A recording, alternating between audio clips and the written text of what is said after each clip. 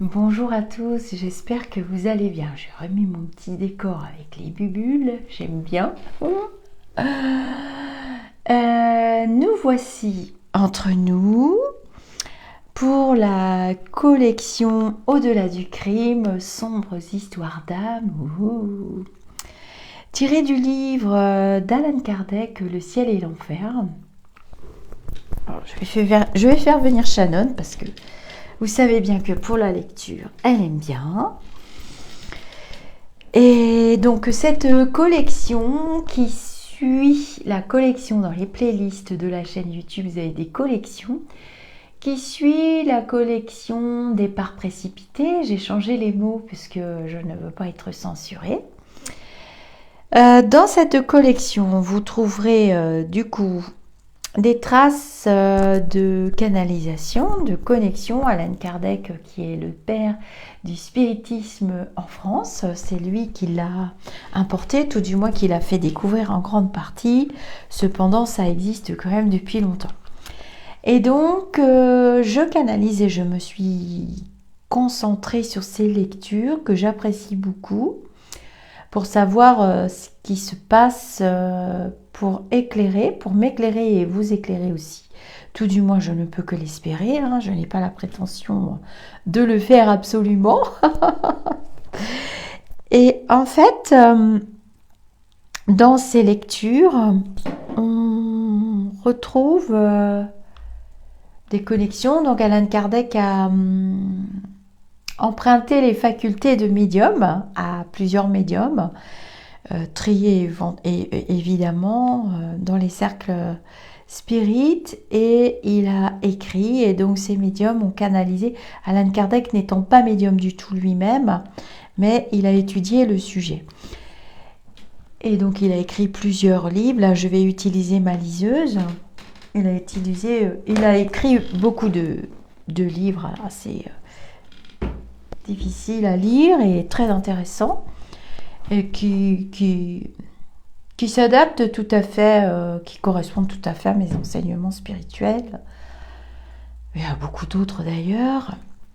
Et donc, au travers de ces petites lectures, je voulais vous faire découvrir un peu ce qui se passe après l'interruption du CDD, puisque nous sommes en CDD ici. Qu'est-ce qui se passe après l'interruption du CDD? Donc vous l'aurez dans cette collection, dans les playlists, dans Départ précipité, puis après chaque lecture, j'essaie de canaliser un petit peu pour expliquer. Et là, dans cette collection qui est Au-delà du crime, Alan Kardec a donc utilisé, c'est un mot que j'aime pas trop, mais des médiums afin de connecter avec les esprits désincarnés de personnes ayant commis des actes criminels. Voilà. Donc j'ai déjà fait une vidéo. Cette vidéo sera la vidéo numéro 2 et qui ira rejoindre la collection Au-delà du crime, sombre histoire d'âme. Donc là, ça s'intitule Le Maire, L-E-M-A-I-R. Condamné à la peine de mort par la cour d'assises de l'Aisne et exécuté le 31 décembre 1857, il a été évoqué le 29 janvier 1858. J'ai dit 1857 ? Oui, c'est 1857 et il a été évoqué. Donc vous voyez qu'il a été exécuté le 31 décembre et presque un mois après, il a été évoqué. Évocation, petit 1. R. Réponse, je suis là. Petit 2. Quel sentiment éprouvez-vous à notre vue? Réponse, la honte. Alors je fais une petite pause. Les contacts défunts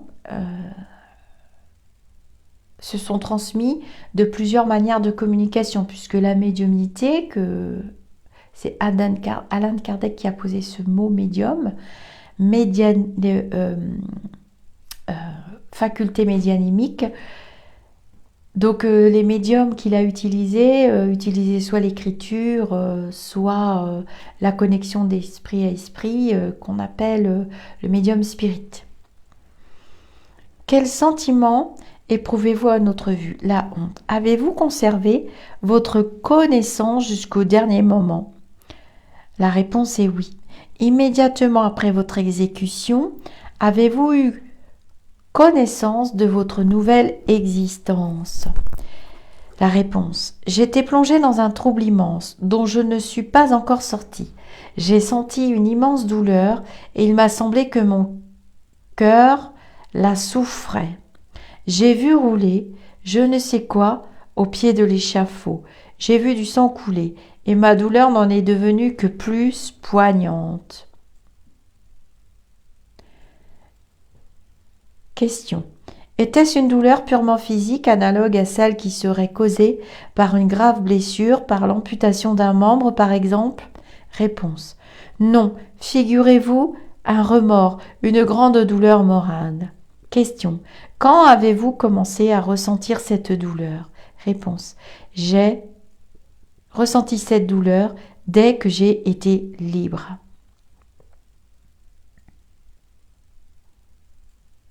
La douleur physique causée par le supplice est-elle ressentie par le corps ou par l'esprit?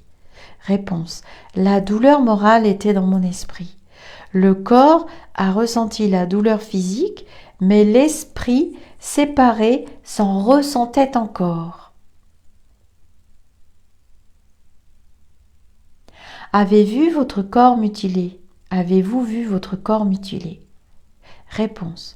J'ai vu je ne sais quoi d'informe qu'il me semblait n'avoir pas quitté. Cependant, je me sentais encore entier, j'étais moi-même. Quelle impression cette vue a-t-elle faite sur vous? Réponse. Je sentais trop ma douleur, j'étais perdue en elle. Est-il vrai que le corps vive encore quelques instants après la décapitation et que le supplicié ait conscience de ses idées? Réponse. L'esprit se retire peu à peu, mais les liens de la matière l'enlacent. Moins, la séparation est prompte. On dit avoir remarqué sur la figure de certains suppliciés l'expression de la colère et des mouvements comme s'ils voulaient parler. Est-ce l'effet d'une contraction nerveuse ou d'un acte de la volonté? Réponse. La volonté, car l'esprit ne s'en était pas encore retiré. Quel est le premier sentiment que vous avez éprouvé en entrant dans votre nouvelle existence? Réponse. Une intolérable souffrance, une sorte de remords poignant dont j'ignorais la cause. Vous êtes-vous trouvés réunis à vos complices exécutés en même temps que vous? Réponse. Pour notre malheur, notre vue est un supplice continuel. Chacun de nous reproche à l'autre son crime. Rencontrez-vous vos victimes? Réponse. Je les vois. Elles sont heureuses. Leur regard me poursuit. Je le sens qui plonge jusqu'au fond de mon être. En vain, je veux le fuir. Quel sentiment éprouvez-vous à leur vue? Réponse. La honte et le remords. Je les ai élevés de mes propres mains et je les ai encore. Quel sentiment éprouve-t-elle à votre vue? Réponse. La pitié. Ont-elles de la haine et le désir de la vengeance? Réponse. Non. Leur vœu appelle sur moi l'expiation. Vous ne sauriez sentir quel horrible supplice de tout devoir à qui l'on est. Regrettez-vous la vie terrestre? Réponse. Je ne regrette que mes crimes. Si l'événement était encore entre mes mains, je ne succomberais plus. Le penchant au mal était-il dans votre nature, ou bien avez-vous été entraîné par le milieu où vous avez vécu? Réponse. Le penchant au crime était dans ma nature, car je n'étais qu'un esprit inférieur. J'ai voulu m'élever promptement, mais j'ai demandé plus que mes forces. Je me suis cru fort, j'ai choisi une rude épreuve, j'ai cédé aux tentations du mal.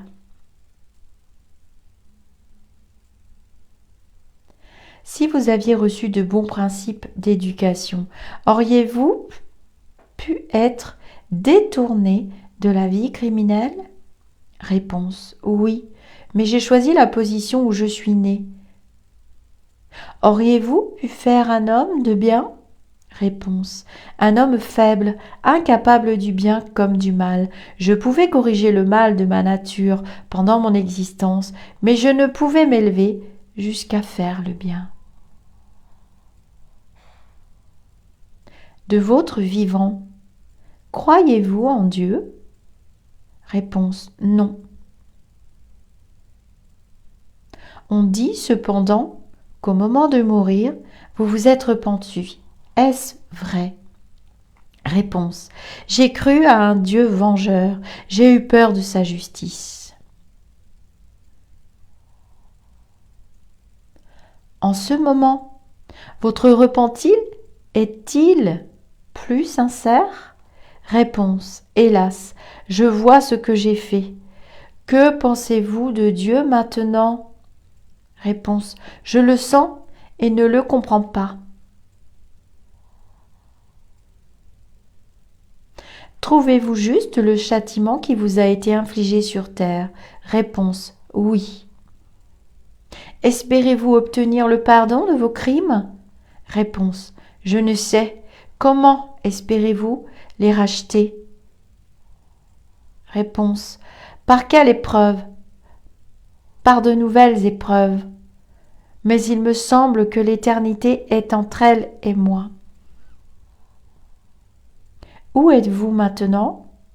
Réponse: je suis dans ma souffrance. Nous vous demandons à quelle place vous êtes. Réponse: près du médium. Puisque vous êtes ici, si nous pouvions vous voir, sous quelle forme apparaîtriez-vous? Réponse: sous ma forme corporelle, la tête séparée du tronc. Pourriez-vous nous apparaître? Réponse: non. Laissez-moi tranquille. Voudriez-vous nous dire comment vous vous êtes évadé de la prison de Montdidier? Réponse: je sais plus. Ma souffrance est si grande que je n'ai plus le souvenir du crime. Laissez-moi tranquille.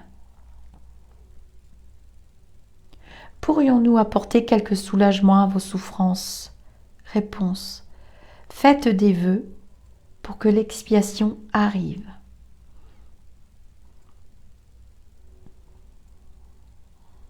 Alors là, on voit dans ce cas vraiment quelque chose de très important pour moi, c'est-à-dire que bon, l'esprit communique, mais il est vraiment plongé dans sa souffrance et pour avoir connecté avec des esprits soit partis du départ volontaire, soit qui ont eu des vies comme ce monsieur, qui sont donc dans des vibrations qui sont basses. C'est assez difficile de communiquer avec eux parce que leur souffrance est tellement grande que pour le médium, il faut vraiment se détacher et pas avoir justement une trop grande empathie. C'est des esprits difficiles à traduire parce que souvent ils ne parlent pas, parce qu'ils ne savent pas exprimer avec des mots humains la souffrance dans laquelle ils sont enfermés. C'est vraiment des contacts pas faciles. Alors là, on va lire un autre exemple. Donc c'est Benoît. Bordeaux, mars 1862. Un esprit se présente spontanément au médium, sous le nom de Benoît. Il dit être mort en 1704 et endurer d'horribles souffrances. Alors, je fais une petite pause. Effectivement, quelquefois, les esprits se présentent à nous. Il faut savoir que dans la classification d'Allan Kardec et de par les enseignements que j'ai reçus, ce qu'on appelle être passeur d'âme existe très très très peu. Pratiquement pas. Les médiums qui arrivent, déjà c'est une mission très fatigante, voire usante, pour ne pas dire décourageante. Donc tout ce qu'on voit partout actuellement, on vous demande de l'argent pour aider un tel, ou même on vous fait croire qu'un tel est bloqué, passe pas et tout ça. Non, il faut quelquefois des siècles et des siècles. Ça fait partie du cheminement de l'âme. Il ne faut pas aller dans le mental et dans l'ego et prétendre passer des âmes parce que c'est vraiment pas bien. Donc voilà, je voulais faire ce petit point. Donc il dit être mort en 1704, Benoît, et d'endurer d'horribles souffrances. Qui étiez-vous de votre vivant? Réponse. Moine sans foi. J'étais un moine sans foi. Le manque de croyance est-il votre seule faute? Réponse. Il suffit pour entraîner les autres. Pourriez-vous nous donner quelques détails sur votre vie, s'il vous plaît? La sincérité de vos aveux vous sera comptée. Réponse. Sans fortune et paresseux, j'ai pris les ordres, non par vocation mais pour avoir une position. Intelligent, je me suis fait une place. Influent, j'ai abusé de mon pouvoir. Vicieux, j'ai entraîné dans les désordres ceux que j'avais mission de sauver. Dur, j'ai persécuté ceux qui avaient l'air de blâmer mes excès.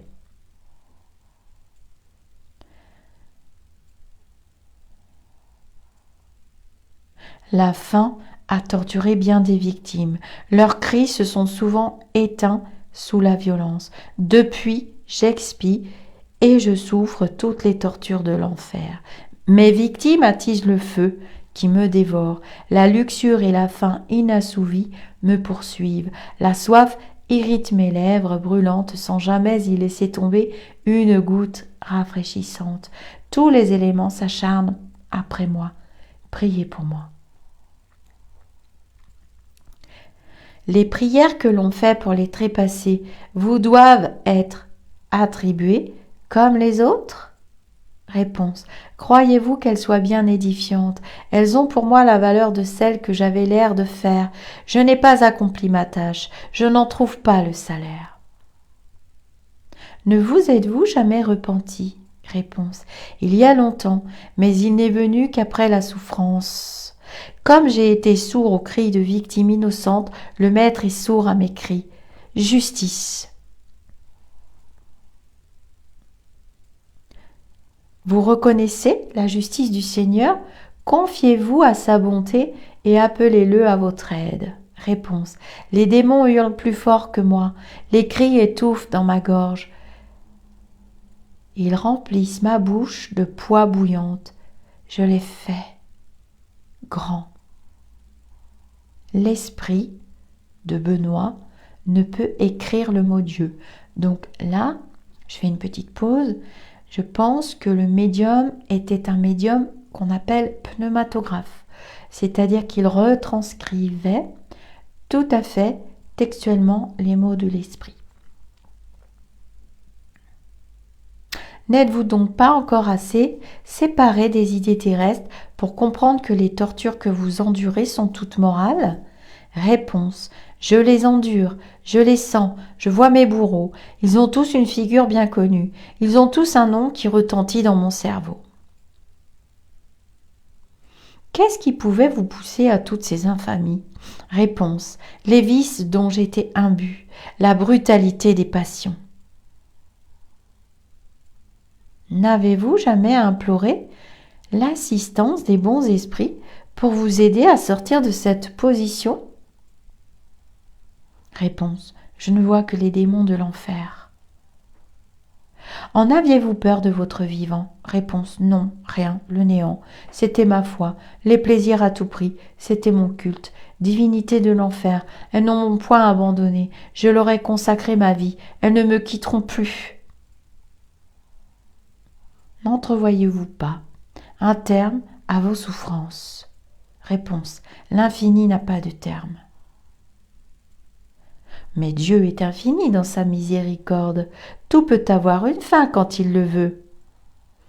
Réponse: s'il pouvait le vouloir.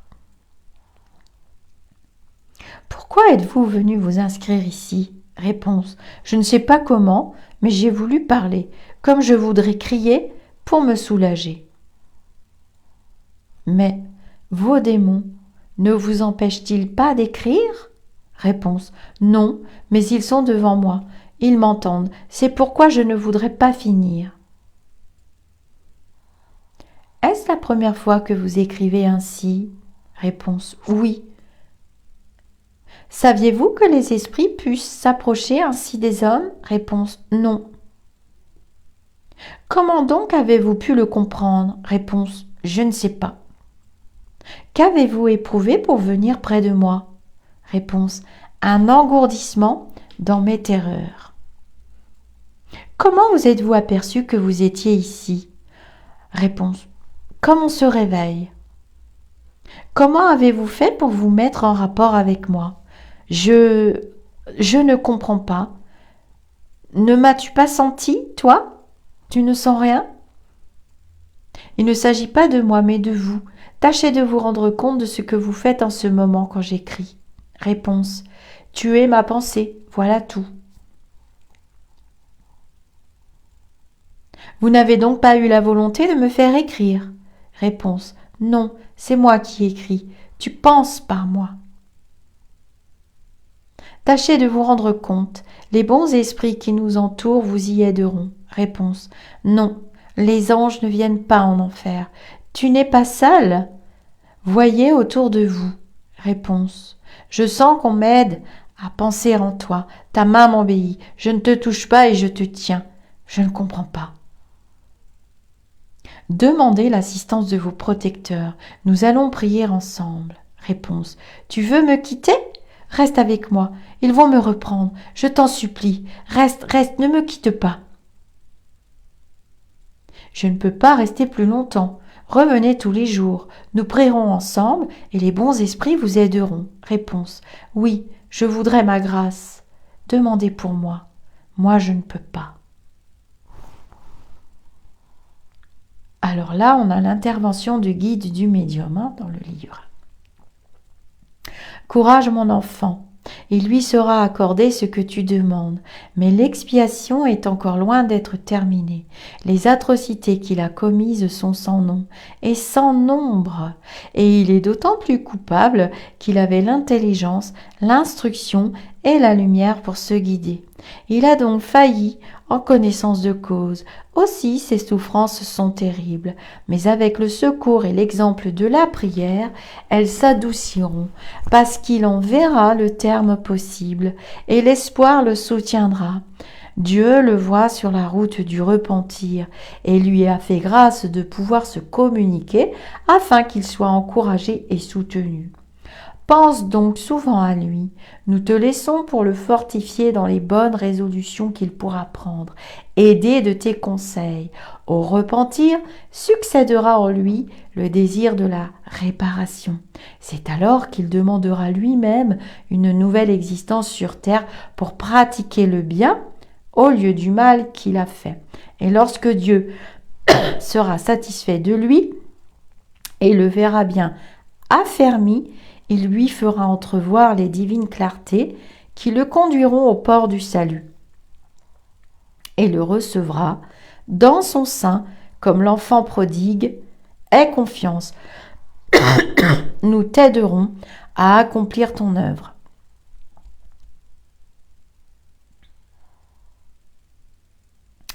Alors voilà, pour ces histoires de criminels repentants, qui sont quand même plongés dans leur souffrance. En fait, c'est ce qui se passe de l'autre côté. Alors j'ai eu connexion avec la famille de Pierre il n'y a pas longtemps. Pierre est un défunt avec lequel j'ai fait connaissance, qui est un jeune homme avec lequel j'ai fait connaissance dans le groupe Facebook Au-delà du spirituel. Et quand j'ai vu Pierre, c'était très sombre et il voulait pas parler. Donc j'ai eu pas mal d'échanges ensuite avec sa famille qui m'ont expliqué comment il était parti. Excusez-moi, j'avais compris que c'était très très violent. Et quelquefois, l'âme est bloquée. Elle revient ici justement pour travailler sur elle, pour faire de son mieux, en tout cas pour s'élever en vibration. Mais quelquefois, elle n'y arrive pas et elle met fin au CDD. Mais c'est pas tellement mieux de l'autre côté, bien souvent. Et bien souvent, ça peut durer très très très longtemps. Alors nous, médiums, quand on tombe sur des défunts, parce que quelquefois les familles ne nous le disent pas, on a juste une photo, nom, prénom, je dirais que c'est l'écueil du débutant, hein, ça, hein, mais on débute jamais, et c'est jamais vraiment fini. De toute façon, en médiumnité, la famille est cependant presque toujours aimante, et puis se rajoute le deuil là-dessus, et l'incompréhension, la stupéfaction, les phases du deuil, et du coup, nous, on n'a pas la même approche que les proches ou la famille, et donc ça reste quand même un échange, et on doit comprendre comment on peut l'aider. Mais vous voyez bien que quelquefois, on peut pas, on peut que demander.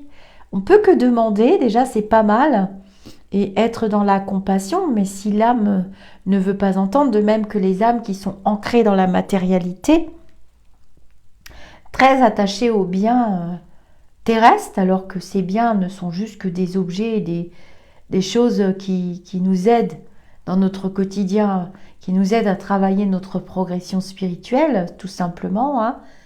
Bon, vous me direz, c'est mieux de dormir sur un matelas d'or et blablabla, j'entends ces discours, hein, et les chiffres du loto et tout ce qui va avec. Cependant, ça reste quand même une expérience.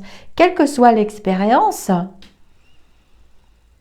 il en ressortira forcément quelque chose. Mais ça fait partie de l'enrichissement spirituel, le bagage, les valises qu'on emporte.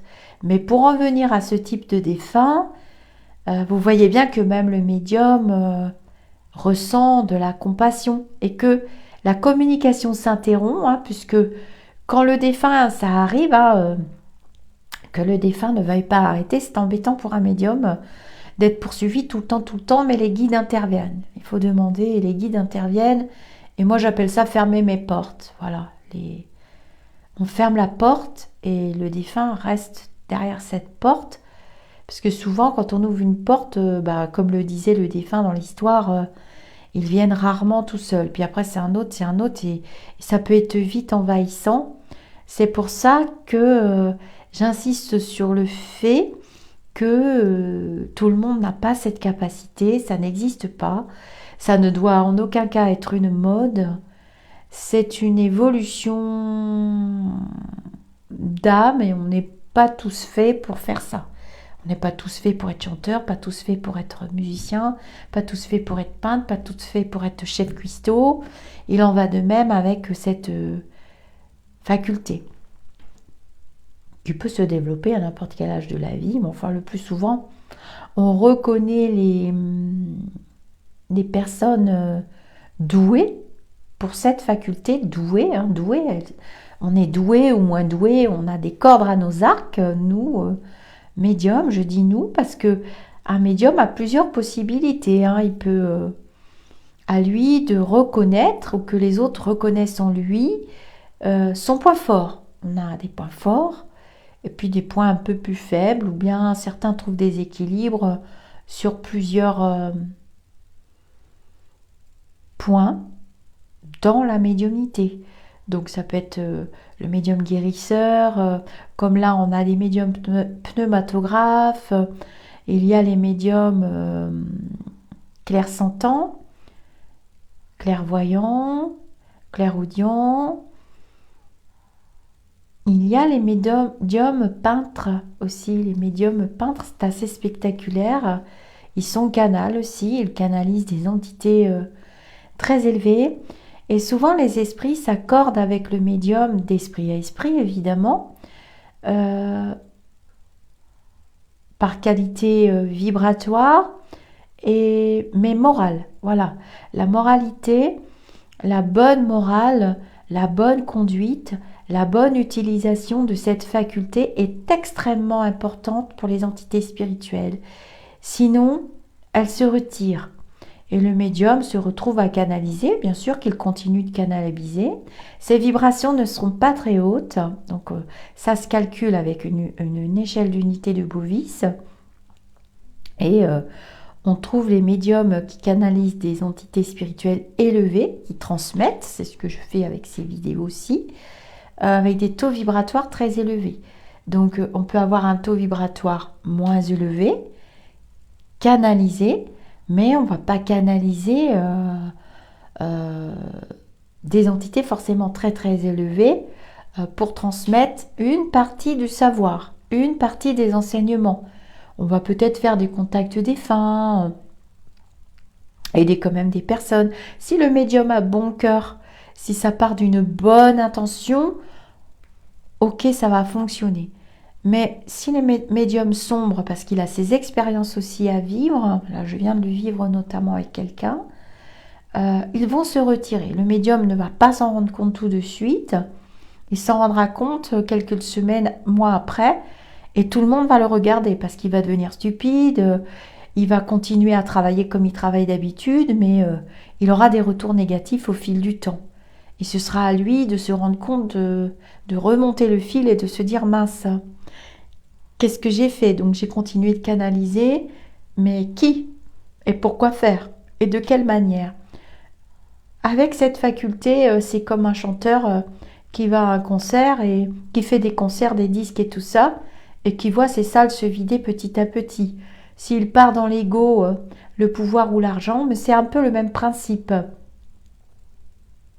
Qui ne sont pas des valeurs spirituelles, qui sont liées au mental, parce que maintenant on parle beaucoup de spirituel, je suis spirituel, oui, je vais t'aider, non, c'est pas du tout ça. Eh bien si on en revient à ce chanteur, il va bien se rendre compte que quelque chose ne va pas, si ces salles sont vides, ces disques ne se vendent pas. En fait, on va s'en rendre compte dans la matérialité, puisqu'il faut des preuves au mental, des preuves. Donc moi, l'autre jour, j'ai quitté une personne parce qu'elle me demandait des preuves. Mais je lui dis, mais quand on est médium, qu'on est dans la spiritualité, tout de moins quand on prétend l'être, parce qu'il y en a aussi qui prétendent l'être avec bienveillance, alors qu'elles sont juste ou ils ont juste un très beau canal intuitif, qui n'est pas du tout la même chose.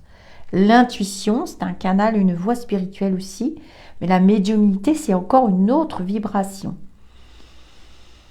Eh bien, quand un médium commence à vous demander des preuves, à demander des choses qui sont liées à la vie matérielle, qu'il n'y a plus la confiance, qu'il n'y a plus la foi, il n'y a donc plus la vibration d'amour, c'est pas bon signe. Et vous voyez que là, dans cet exemple de Benoît, les guides sont intervenus immédiatement. Eh bien, c'est ce qui se passe pour nous. Alors, ça peut se vivre dans... Là, on voit que le médium, il est resté quand même triste, mais les guides l'ont rassuré. Ils lui ont dit, attends, t'inquiète pas. C'est ce qui se passe pour nous. Quand on vit des expériences, qu'on nous retire de cette expérience en disant, attends, c'est l'autre qui doit la vivre. Tu as été juste là sur son chemin à un instant parce que il ou elle doit vivre, tu dois le laisser. Alors moi, je sais que c'est très dur pour moi, mais je n'ai pas une obligation de résultat. J'ai juste une obligation de moyens. Je l'ai compris il n'y a pas longtemps. Et on doit laisser la personne vivre. Mais c'est plus difficile quand la personne est de l'autre côté. Et on n'a pas beaucoup de moyens. Nous, petits canaux, ça nous dépasse. On ne peut pas... Voilà, j'ai discuté aussi avec une amie ce matin à propos de l'atelier qu'on va faire. On parlait des énergies et on parlait de ces énergies sous forme de pratique qu'on peut apprendre de nos jours. On est dans une ère moderne, hein, on a la technologie à notre service, tout ça. Et on parlait des énergies. Et elle me disait, pourquoi faire du plus, du plus, du plus. On parlait du Lao Chi, que j'adore, qui est une très très belle énergie, très facile d'accès, mais qui commence à être utilisée à des fins mercantiles et qui commence à être galvaudée. Et puis est arrivée la 13e octave, que il n'y a pas beaucoup d'enseignants qui savent l'enseigner. Et puis t'es arrivé ci, puis t'es arrivé ça. Pourquoi faire du plus sur du plus sur du plus, puisque on a déjà un bon terreau avec de bonnes graines, une bonne base, de belles canalisations. Il n'y a pas besoin de faire des choses très très compliquées. Voilà, donc quand on est en médiumnité, vous voyez, on peut tomber aussi sur des choses qui nous dépassent. Mais quand ça nous dépasse, qu'on ne comprend plus, moi j'ai appris à m'arrêter et à dire attendez, qu'est-ce que je fais? Qu'est-ce que je dois en tirer? Quelle est la leçon? Quelle doit être mon attitude? Il faut que le médium, qui est au service des lumineux, comme vous le savez, pour ceux qui suivent, se remette toujours en question en fait. Le doute nous permet d'avancer. Il est hors de question que je prétende avoir confiance en moi. Ça, c'est l'ego qui parle. C'est le mental. On ne peut jamais être sûr à 100% qu'on canalise la bonne personne. On va s'en rendre compte au bout d'un moment, parce que c'est très fréquent. Il y a dans la vie terrestre des humains qui aiment beaucoup se faire passer l'un pour l'autre. C'est comme le faux coup de fil, quoi. Le faux coup de fil, oui, c'est moi. Vous savez, il y a sur une célèbre station de radio, il y a un célèbre animateur qui fait ça. Moi, j'adore, je trouve ça très rigolo. Et ben, c'est le même principe. Mais au bout d'un moment, on va s'en rendre compte que c'est pas Pépé Gaston ou Mamie Paulette qui est avec nous. On va s'en rendre compte, ils se font passer pour eux. Ou bien aussi, il y a aussi cette particularité où la personne croit vraiment être médium et en fait, elle est mentaliste, télépathe. La télépathie intervient. Hein. La télépathie, oui, je vous cache pas, ça intervient dans les communications, ça intervient dans les séances de consultation. La télépathie intervient. Mais il nous appartient à nous de faire la différence et de ne pas lui laisser trop de place parce que sinon, on peut être sûr à 100% qu'on va se tromper. Alors c'est embêtant quand même de se tromper. D'accord, les lunettes, le pantalon, le chien, cependant une entité, comme il vient de le dire là, le maire, le monsieur qui a été décapité, il peut se présenter comme il n'est pas encore évolué et qu'il n'a pas évolué, comme il le dit. S'il se présente maintenant, il va se présenter sans sa tête. Ça va être effrayant pour un médium ou pour les personnes qui ont le don de voyant. Le don de voyant en médiumnité, c'est le médium qui les voit, qui voit les défunts. Il les voit. Ça s'appelle médium voyant. Il n'y a pas d'autre mot.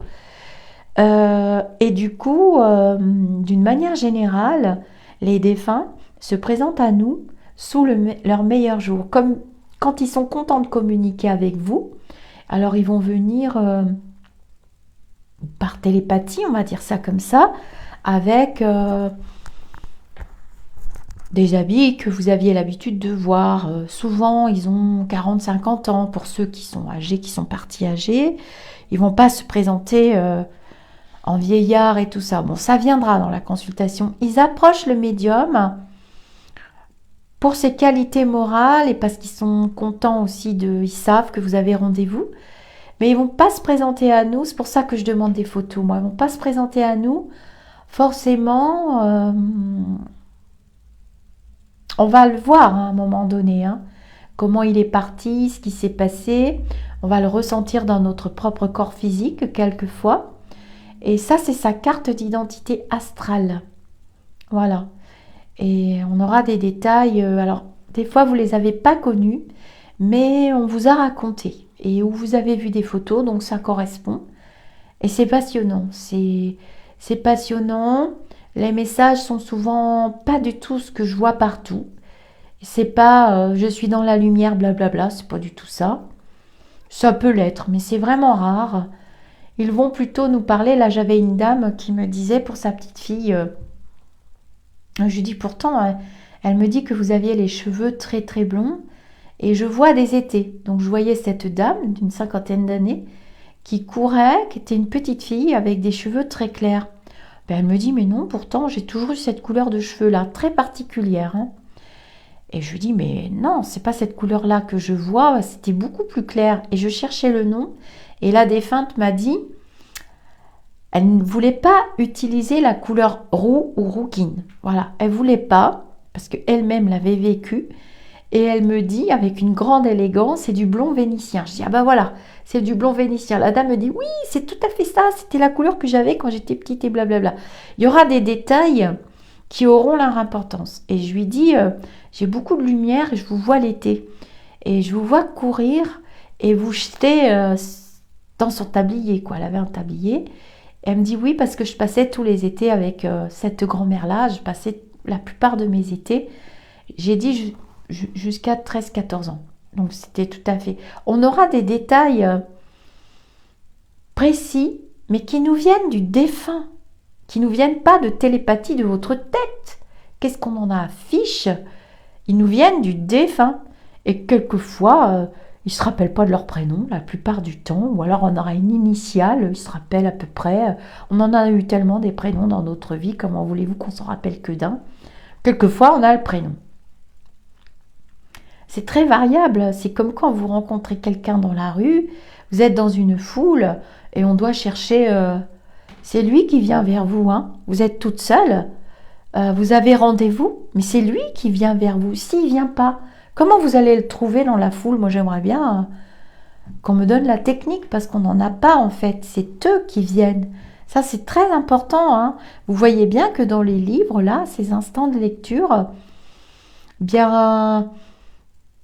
Ils ont mis ces exemples-là, mais je suppose qu'avant d'avoir ce type de défunt, ils en ont eu toute une palanquée, hein, de je voudrais parler à un tel, un tel, un tel, et puis on ne peut pas des fois transmettre les messages, c'est pas possible. Mais voilà, nos enseignants spirituels sont là, les vôtres aussi d'ailleurs, et puis j'espère qu'on passe des bons moments. En tout cas, moi j'aime beaucoup ces petites lectures, très importantes, hein. Ça me permet d'asseoir des choses qu'ils veulent vous transmettre, les lumineux. Alors, pour ceux qui arrivent sur la chaîne, j'aime bien les petites bulles bleues. Vous pouvez vous créer un compte YouTube avec une adresse mail valide et normalement, je dis bien, vous recevez une notification quand je poste une vidéo ou quand je fais un direct. Et grâce à ça, vous pouvez mettre des commentaires et tout ça. Alors, je ne sais pas si on peut mettre des commentaires quand on n'a pas de compte. Je crois pas. Il me semble pas. Voilà, on se dit namasté. Cette vidéo va rejoindre la collection Au-delà du crime. Hein. Alors, bon, il y en a des un peu plus croustillants, un petit peu plus loin. Et puis, prenez soin de vous et tous les conseils habituels des lumineux. Et puis surtout, bon chemin spirituel.